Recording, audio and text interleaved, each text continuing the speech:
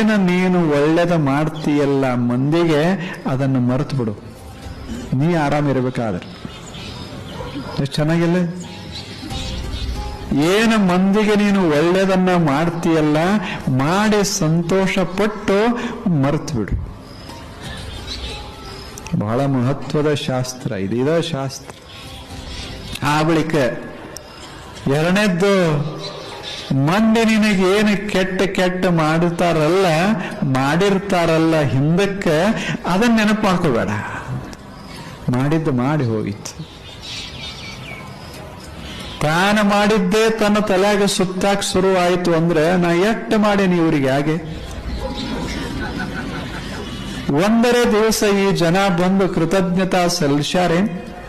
ಒಂದರೇ ಪ್ರಶಸ್ತಿ ಪತ್ರ ನಮಗೆ ಕೊಟ್ಟಾರೇನ್? ಹಗಲ ರಾತ್ರಿ ಕೆಲಸ ಮಾಡಿ ಇವ್ರ ಸಲುವಾಗಿ ನಿದ್ರೆ ಕಟ್ಟಿಕೊಂಡು ಅದು ಮಾಡಿ ಎಲ್ಲ ಮಾಡೇವಿ. ಆದ್ರೆ ಈ ಜನನೇ ಕೃತಜ್ಞರು ಅಂದ ಕೂಡಲೇ ತಾಪ ಶುರುವಾಗ್ತದೆ. ಯಾರು ಮಾಡತ್ ಹೇಳಿದ್ರು? ಇಷ್ಟು ತಾಪ ಮಾಡ್ಕೊಳ್ಳೋದಾದ್ರೆ ಅದ್ಯಾಕೆ ಮಾಡಬೇಕು?